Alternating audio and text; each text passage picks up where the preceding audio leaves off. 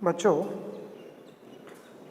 आज के इस टॉपिक में हम लोग कोऑर्डिनेशन नंबर 4 वाले कोऑर्डिनेट कंपाउंड्स में ज्योमेट्रिकल आइसोमेरिज्म को स्टडी करेंगे। बच्चों, MA4 यहाँ A किसी मोनोडेंटेट लिगेंड को रिप्रेजेंट करता है। MA4 MA3B और MA2B2। सबसे पहले हम लोग A4 की कंडीशन वाले इस टेट्राहेड्रल ज्योमेट्री के कोऑर्डिनेट कंपाउंड में ज्योमेट्रिकल आइसोमेरिज्म की चर्चा करेंगे। बच्चों, यहाँ मेटल के साथ ये 4 लिगेंड अटैच हैं। चारों लिगेंड एक ही जैसे हैं, एक ही प्रकार के हैं। इन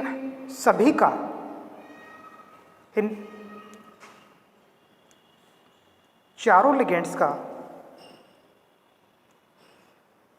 1 नंबर, 2 नंबर, 3 और ये 4, इन चारों लिगेंड्स का एक दूसरे के साथ मीन्स 1 नंबर का 2 नंबर से, 1 का 3 से, 1 का 4 से, 3 का 4 से या 2 नंबर वाले का 3 नंबर वाले से, मीन्स सभी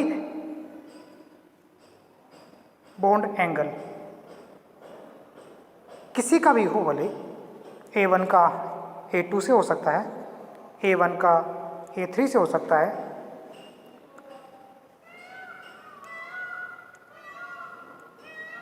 इस वाले का इस वाले से हो सकता है, या इस वाले लिगेंड का इस वाले लिगेंड से। किसी भी लिगेंड का मान लो ना, किसी भी लिगेंड का किसी भी लिगेंड के साथ में बॉन्ड एंगल 109 डिग्री और 2-8 मिनट का होगा। बच्चों, यदि इस लिगेंड को मैं यहाँ से हटा करके और इस लिगेंड को वहाँ ले जा कर के मैं अगर रख देता हूँ, मीन्स 1 और 4 की पोजीशन को चेंज कर देता हूँ, तो 1 की जगह 4 और 4 की जगह 1 रखने के बाद भी इन सभी लिगेंड्स का, जितने भी लिगेंड्स यहाँ पर चारों शो रखे हैं, इन सभी लिगेंड्स के बॉन्ड एंगल में कोई चेंज नहीं आता। बच्चों, यदि लिगेंड्स की पोजीशन चेंज करने पर बॉन्ड एंगल में कोई चेंज नहीं आता, तब उस कंडीशन में वो कॉम्प्लेक्स ज्योमेट्रिकल आइसोमेरिज्म शो नहीं करेगा। बच्चों, यदि M इंडिकेट करता है कॉपर +2 आयन को और A इंडिकेट करता है अमोनिया को, ऐसे में कॉपर का अमोनिया के साथ बना tetrahedral complex geometrical isomerism show नहीं करता। बच्चों, अगला एग्जाम्पल हमने रखा है MA3B। यहाँ फिर से हमने मोनोडेंटेट लिगेंड्स को ही काम में लिया है। यहाँ 3 मोनोडेंटेट लिगेंड A जबकि 1 B को यूज में लिया है। बच्चों, यहाँ ये 3 लिगेंड A जबकि यहाँ पर ये लिगेंड B।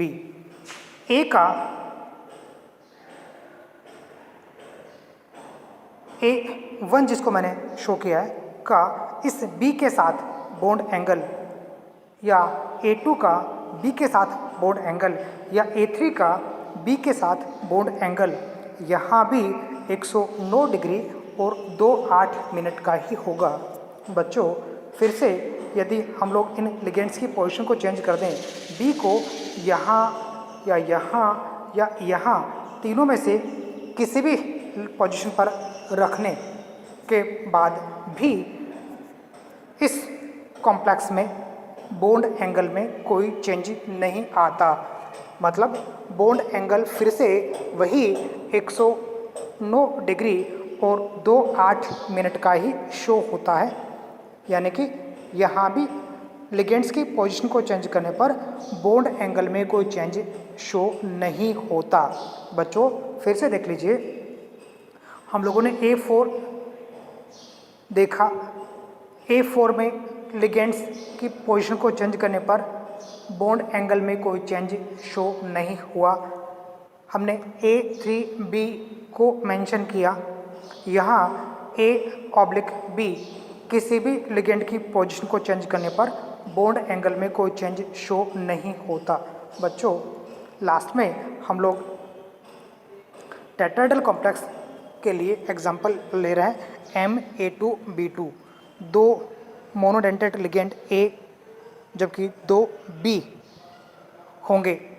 बच्चों यहाँ फिर से अगर हम देखें तो वही 4 पोजीशंस फिर से क्रिएट होती हैं। यहाँ पर ये जो बॉन्ड एंगल हैं, जितने भी बॉन्ड एंगल्स होंगे जो हमको दिख रहे हैं, इस A का इस A से, A का इस B से, B का B से, कोई सा भी बॉन्ड एंगल हो, सारे बॉन्ड एंगल 109 डिग्री और 28 मिनट को ही रिप्रेजेंट करते हैं। इसका मतलब यहाँ MA2B2 भी ज्योमेट्रिकल आइसोमेरिज्म शो नहीं करता। बच्चों यहाँ हमने 3 एग्जाम्पल्स को कोट किया है, MA4, MA3B, MA2B2। फर्दर यदि हम लोग चारों लिगेंड्स को भी अलग अलग करते हैं और कोई नया एग्जाम्पल क्रिएट करते हैं, फॉर एग्जाम्पल MA/B/C और D, यहाँ चारों लिगेंड्स डिफरेंट हैं। फिर भी हम लोग अगर इसका स्केच करें, फिर से स्केच करें इन चारों लिगेंड्स को, यहाँ पर A, यहाँ पर B, यहाँ पर C और यहाँ पर D। अब फिर से अगर A, B, C या D के बॉन्ड एंगल्स को मेजर करें तो A का B, C और D से, या D का A, B और C से, या C का A, B और D से बॉन्ड एंगल वही 109 डिग्री और 28 मिनट शो होता है। यानी कि बॉन्ड एंगल टेट्राहेड्रल वाले ही होंगे। बच्चों यदि हम लोग लिगेंड्स की पोजीशन को चेंज करें तो भी बॉन्ड एंगल में कोई चेंज नहीं आएगा। मतलब ये निकलता है कि टेट्राहेड्रल कॉम्प्लेक्स में जो लिगेंड्स हमने अटैच किए हैं, उन लिगेंड्स की पोजीशन को चेंज करने पर बॉन्ड एंगल में चेंज शो नहीं होता। इसका मतलब बच्चों सीधा सा यही होगा कि tetrahedral complexes geometrical isomerism show नहीं करते। फिर सुन लीजिए, टेट्राहेड्रल कॉम्प्लेक्सेस जहाँ कोऑर्डिनेशन नंबर 4 होता है, ज्योमेट्रिकल आइसोमेरिज्म शो नहीं करते। बच्चों इस टेट्राहेड्रल ज्योमेट्री के बाद कोऑर्डिनेशन नंबर 4 के साथ में दूसरी जो ज्योमेट्री जनरेट होती है वो होती है स्क्वायर प्लेनर। यहाँ पर स्क्वायर प्लेनर ज्योमेट्री के लिए जो हाइब्रिडेशन हम लोग यूज में ले सकते हैं वो DSP2। बच्चों DSP2 hybridisation square planar geometry को इंडिकेट करता है। बच्चों यहाँ भी हम लोग A4, A3B, A2B2 को यूज में लेकर स्क्वायर प्लेनर कॉम्प्लेक्सेस में ज्योमेट्रिकल आइसोमेरिज्म को एक्सप्लेन कर सकते हैं। सबसे पहले हम लोग MA4, बच्चों चारों लिगेंड्स सेम हैं, ये ज्योमेट्री जनरेट होगी MA4 में।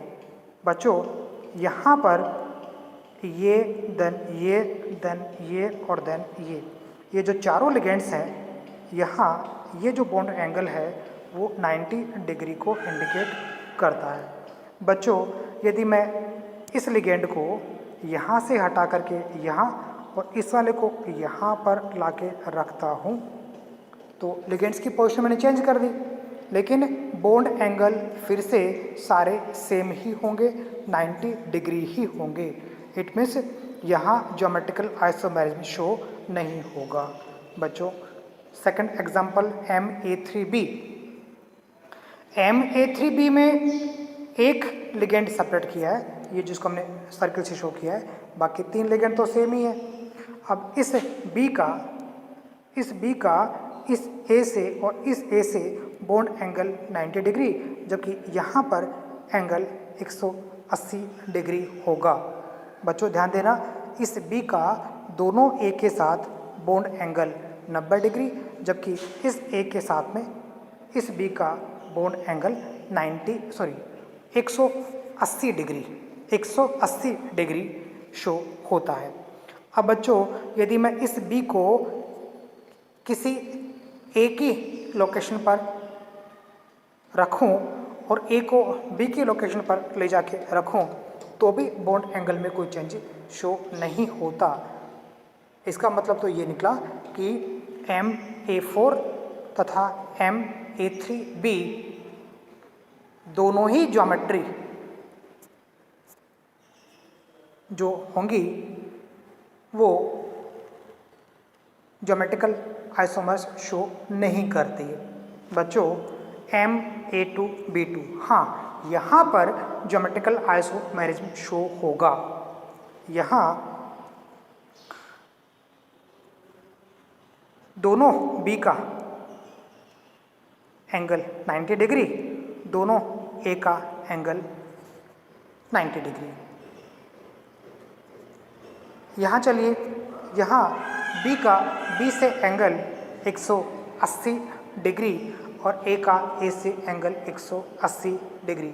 बच्चों यहाँ बॉन्ड एंगल में चेंज शो हुआ है, तो देख लीजिए मैंने किसी भी A या किसी भी B की पोजीशन को चेंज किया, A को B के रेस्पेक्ट में लोकेशन को चेंज किया तो बॉन्ड एंगल में चेंज आया।